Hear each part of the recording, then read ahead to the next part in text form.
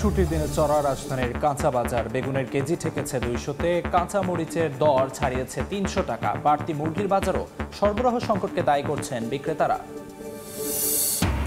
ওষুধ আমদানিতে 100% শুল্ক আরোপের হুমকি ট্রাম্পের। রফতানিতে ক্ষতির শঙ্কা নেই দাবি উদ্যোক্তাদের।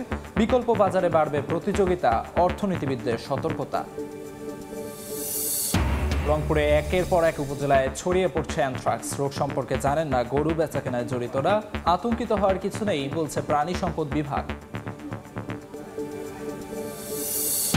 এবং জমকালো আয়োজনে সিডনিতে শেষ হলো অস্ট্রেলিয়া বাংলাদেশ বিজনেস এক্সপো। নবায়নযোগ্য জ্বালানিতে বিনিয়োগে আগ্রহী উদ্যোক্তারা। অর্থনৈতিক কূটনীতি জোরদারের তাগিদ।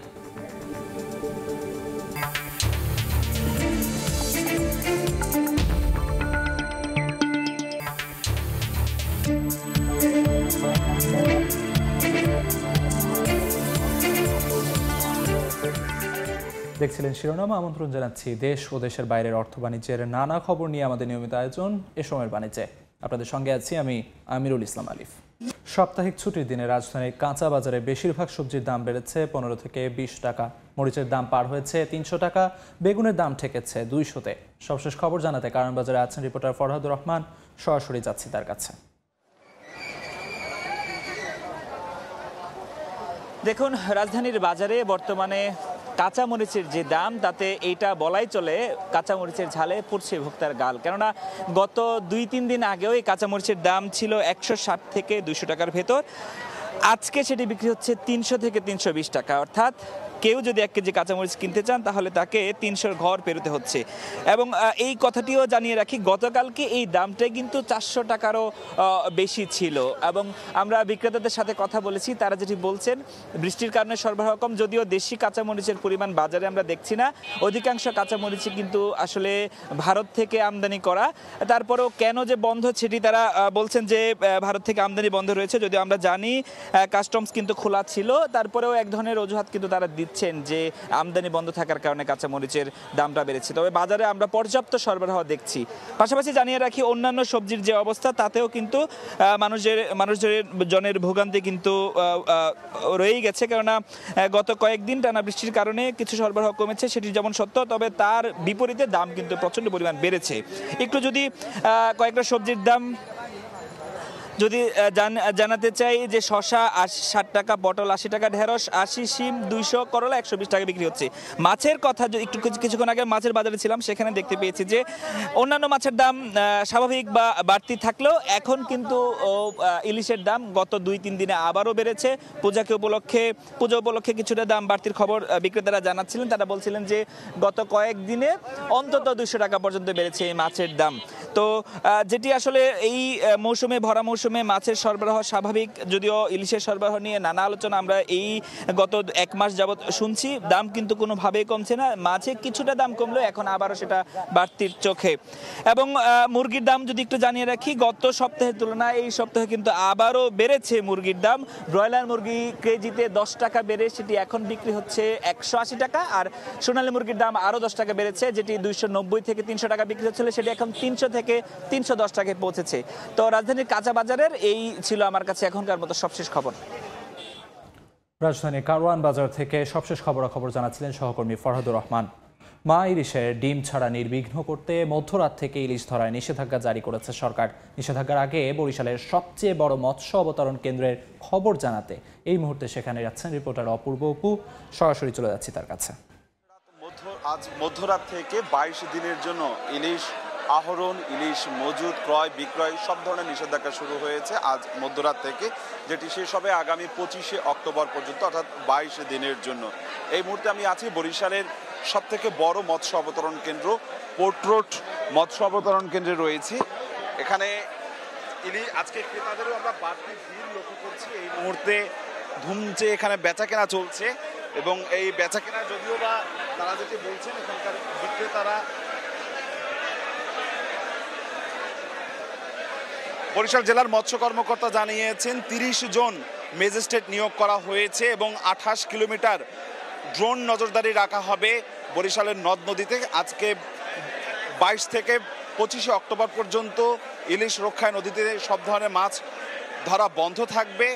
এবং আজকে যেহেতু মাছ ক্রয় বিক্রয় বেচাকেনার শেষ দিনে দেখুন এই মুহূর্তে বরিশালের সবথেকে বড় মৎস্য অবতরণ কেন্দ্র পোর্ট রোড মৎস্য অবতরণ কেন্দ্রে উপচে পড়া ভিড় রয়েছে ক্রেতাদের। যদিও বা ইলিশ মাছের দাম কিন্তু কমতি নেই, দাম অনেক বাড়তি রয়েছে। কেজির ওজনের ইলিশ মাছ ৯৫,০০০ টাকা করে মন, অর্থাৎ কেজি প্রতি ১ কেজি ইলিশের ওজন ২৩৭৫ টাকা করে, এবং কেজির উপরে ১,০৫,০০০ টাকা করে মন, অর্থাৎ কেজি প্রতি ২৬০০ টাকা করে, এবং কেজির নিচে ৮০০ থেকে ৯০০ গ্রাম ২১০০ টাকা দরে বিক্রি হচ্ছে। জেলা মৎস্য কর্মকর্তা জানিয়েছেন যে আজকে থেকে ২২ দিনের যে ইলিশের নিষেধাজ্ঞা চলছে তাতে প্রায় বরিশালে ৬৯,০০০-এর কিছু বেশি জেলে রয়েছে, তাদের মাঝে ২৫ কেজি করে চাল বিতরণ করার কার্যক্রম তারা শুরু করবেন বলে তারা জানিয়েছেন। তো বরিশালের পোর্ট রোড মৎস্য অবতরণ কেন্দ্রে এই মুহূর্তে বেচা কেনার ক্রেতাদের ভিড় রয়েছে। আমার কাছে সবশেষ এতটুকুই খবর ছিল। সরাসরি যুক্ত ছিলাম বরিশালে। ওষুধ আমদানিতে ১০০% শুল্ক আরোপের হুমকি দিয়েছেন যুক্তরাষ্ট্রের প্রেসিডেন্ট ডোনাল্ড ট্রাম্প। তার এমন পদক্ষেপে রফতানি আয় কমা সহ নানা শঙ্কা জাগলেও বাংলাদেশে তেমন নেতিবাচক প্রভাব পড়বে না বলেই মনে করেন এ খাতের ব্যবসায়ীরা। তবে বিকল্প বাজারে বাড়তি প্রতিযোগিতার মুখে পড়তে হবে বলে সতর্ক করছেন অর্থনীতিবিদরা। ইয়ানুস শিফাতের রিপোর্ট। ওষুধ আমদানিতে ১০০% শুল্ক আরোপ করার সিদ্ধান্ত নিয়েছেন যুক্তরাষ্ট্রের প্রেসিডেন্ট ডোনাল্ড ট্রাম্প। এ নিয়ে গেল ১ অক্টোবর থেকে কাজও শুরু করেছে মার্কিন প্রশাসন। যদিও এর বিরোধিতা করেছে pharmaceuticals research and manufacturers of America.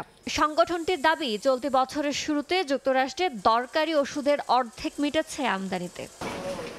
একটু একটু করে বড় হওয়া বাংলাদেশের ওষুধ শিল্পেরও অন্যতম রপ্তানি গন্তব্য বিশ্বের শীর্ষ ধনী দেশ যুক্তরাষ্ট্র। ট্রাম্পের সিদ্ধান্ত কার্যকর হলে কতটা প্রভাব পড়বে বাংলাদেশের ওষুধ শিল্পে? ইন্টারন্যাশনাল ট্রেড সেন্টার আইটিসির তথ্য, ২০২৪ সালে ২১,২৬৬ কোটি ৭ লাখ ডলারের ওষুধ আমদানি করেছে যুক্তরাষ্ট্র। ২০২০ সালে যার পরিমাণ ছিল ১৩,৯৪৩ কোটি ১০ লাখ ডলার। পরিসংখ্যান বলছে মার্কিন বাজারে ওষুধের আমদানি লাগাতার বাড়লেও দেশটিতে উত্থান পতনে চলছে বাংলাদেশের রফতানি। সবশেষ গেল অর্থ বছরে ১,৮০,০০,০০০ মূল্যের ওষুধ রফতানি হয়েছে যুক্তরাষ্ট্রে, যা আগের অর্থ বছরের চেয়ে ৪৬ লাখ ডলার কম। তবে ওষুধ শিল্পে মার্কিন শতভাগ শুল্ক কার্যকর হলে বাংলাদেশে বড় নেতিবাচক প্রভাব পড়বে না বলেই মনে করে এই খাতের ব্যবসায়ীরা। ভারত এবং চায়না যতটা এফেক্টেড হবে, বাংলাদেশ অতটা এফেক্টেড হবে না এই মুহূর্তে।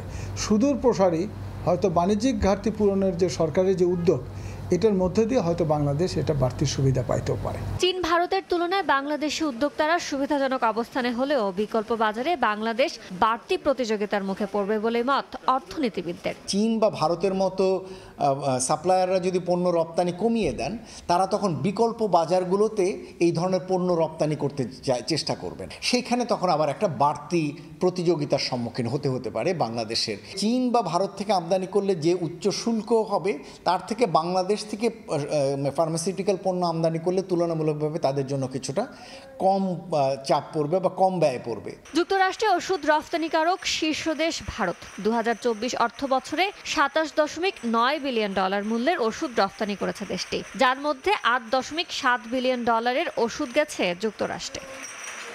ইয়ানুস শিফাত, সময় সংবাদ, ঢাকা।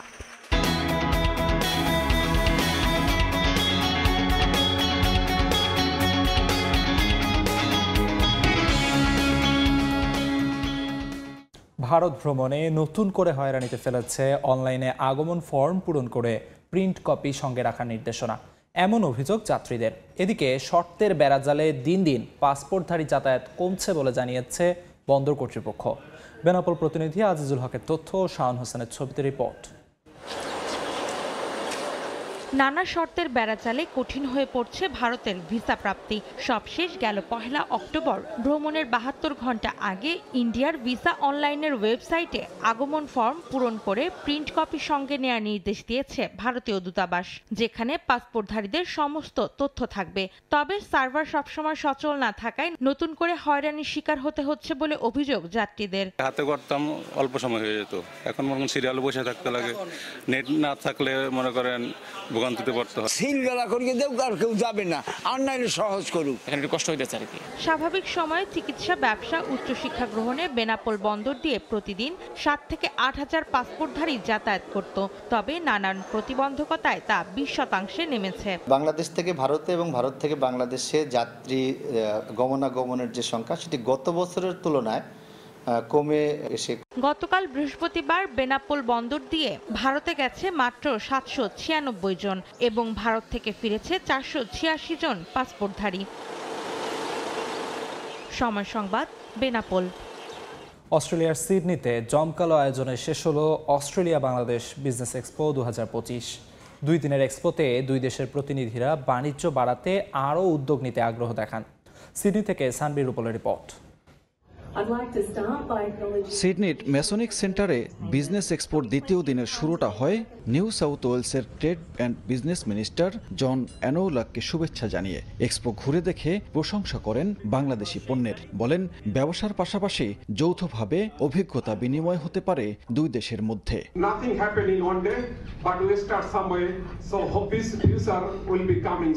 এরপর শিক্ষা খাতের সম্ভাবনা, যৌথ বাণিজ্য ও বিনিয়োগ, নবায়নযোগ্য জ্বালানি নিয়ে 3টি সেমিনার অনুষ্ঠিত হয়।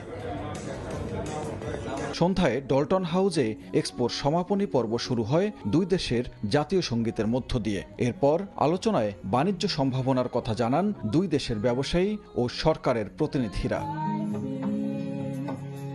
স্থানীয় ব্যবসায়ী সংগঠন, বাংলাদেশের বেশ কয়েকটি ব্যবসায়ী সংগঠনের হাতে পুরস্কার তুলে দেওয়া হয়। অস্ট্রেলিয়া বাংলাদেশ বিজনেস ফোরামের উদ্যোগে প্রথমবার এই আয়োজন সফল করায় ভোট অফ থ্যাঙ্কস দিয়ে অনুষ্ঠানে সমাপ্তি টানেন সংগঠনের সভাপতি আব্দুল খান রতন।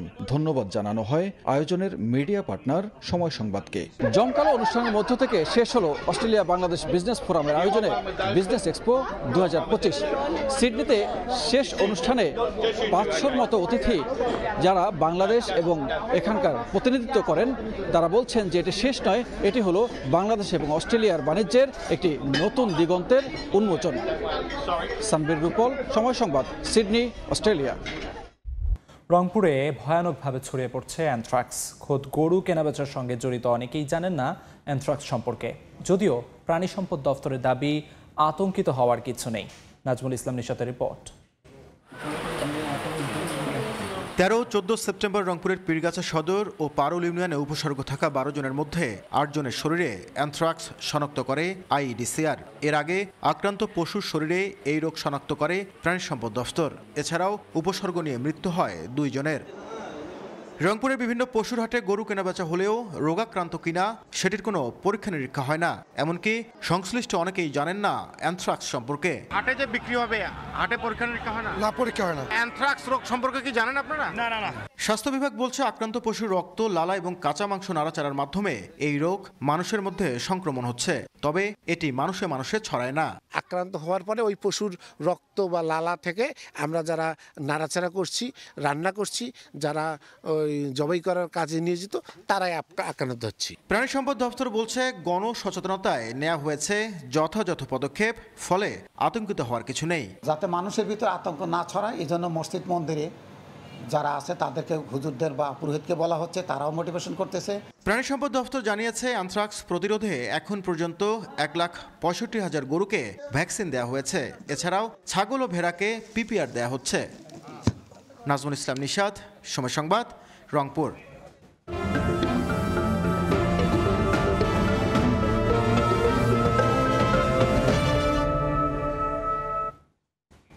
অতিবৃষ্টির ক্ষতি কাটিয়ে ওঠার চেষ্টায় মুন্সিগঞ্জের কৃষকরা ফুল ও বাঁধাকপির বীজতলা তৈরিতে ব্যস্ত তারা। তবে সিন্ডিকেট করে বিদেশি বীজের দাম বাড়িয়ে দেওয়া হয়েছে বলে অভিযোগ তাদের। এই অবস্থায় দেশি জাতের বীজ ব্যবহারের পরামর্শ দিচ্ছে স্থানীয় কৃষি বিভাগ। নাসিরউদ্দিন উজ্জ্বলের রিপোর্ট, ক্যামেরায় ছিলেন আবু সাইদ। মুন্সিগঞ্জের ভট্টাচার্যের বাগ গ্রামের অটল ঢালি বংশ পরম্পরায় 60 বছর ধরে কপির বীজতলা করেন, কিন্তু এবছর অতিবৃষ্টিতে বিপাকে পড়েছেন তিনি।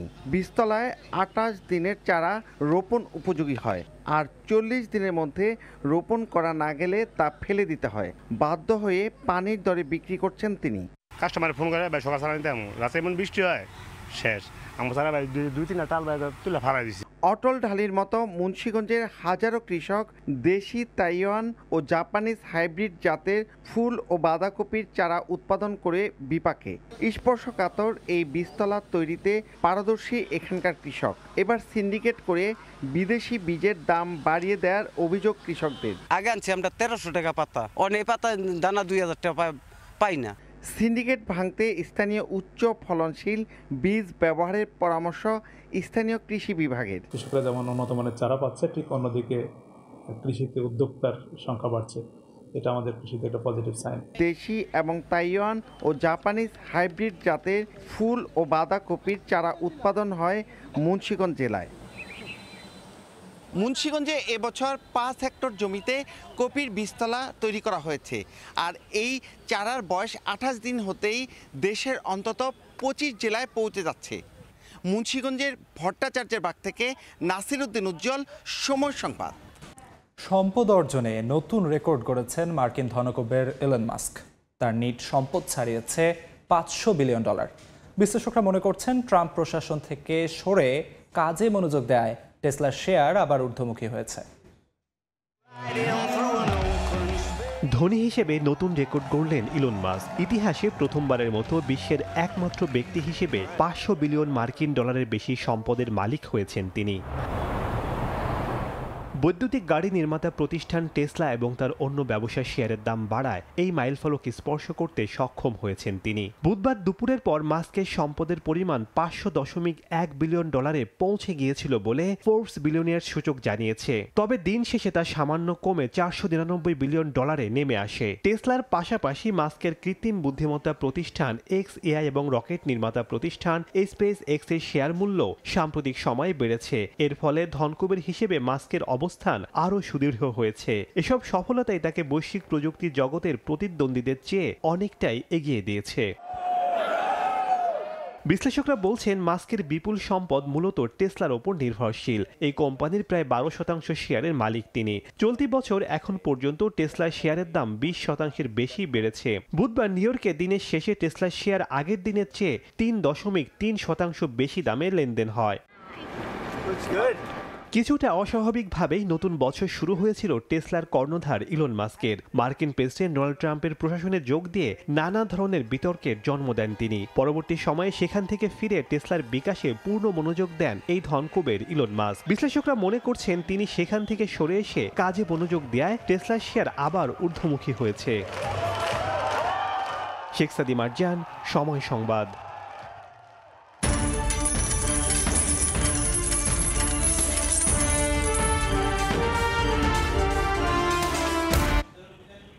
বিশ্ববাজারে বেড়েই চলেছে ক্রিপ্টোকারেন্সির দাম।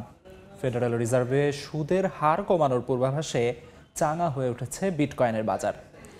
এছাড়া দাম বেড়েছে ইথার, বাইন্যান্স ও সোলানারও।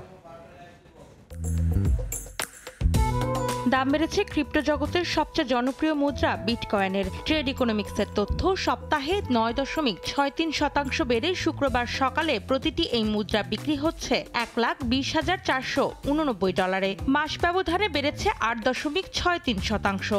রয়টার্স বলছে প্রতি বছর অক্টোবরে ঊর্ধ্বমুখী প্রবণতা দেখা যায় বিটকয়েনের। তবে চলতি বছরে ফেডারেল রিজার্ভে সুদের হার কমানোতে ডলারের মান দুর্বল হয়ে পড়ায় বিনিয়োগকারীরা আরও বেশি ঝুঁকছেন ডিজিটাল এই মুদ্রার বিনিয়োগে।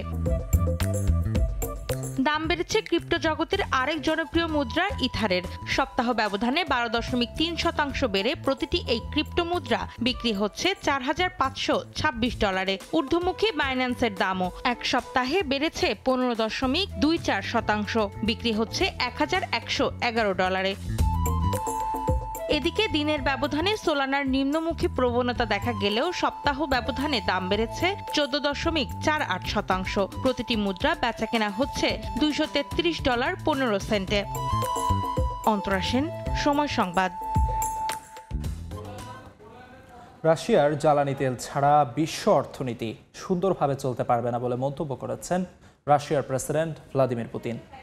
শুধু তাই নয়, মস্কোকে বাদ দিয়ে অপরিশোধিত জ্বালানির বিশ্ববাজার চালাতে চাইলে প্রতি ব্যারেলের দাম $100 ছাড়িয়ে যাবে বলেও সতর্ক করেন পুতিন। সম্প্রতি ইউরোপের দেশ ভারত ও চীনকে রাশিয়া থেকে জ্বালানি তেল না কিনতে মার্কিন প্রেসিডেন্ট ট্রাম্পের আহ্বানের পর বৃহস্পতিবার এক সাক্ষাৎকারে এসব কথা বলেন পুতিন।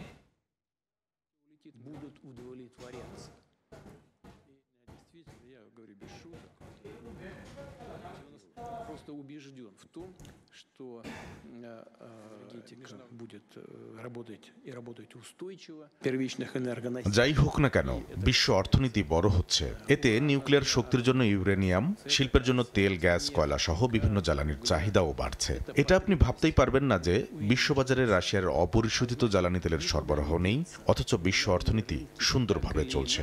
শুধু তাই নয়, মস্কোকে বাদ দেওয়ার পরিকল্পনা বাস্তবায়ন করতে গেলে প্রতি ব্যারেল জ্বালানি তেলের দাম রকেট গতিতে বেড়ে $100 ছাড়িয়ে যাবে। এই ছিল এ সময়ের বাণিজ্যে। এখন চলে যাচ্ছি সবার বিশেষ অনুষ্ঠান ইসলামী অর্থনীতিতে।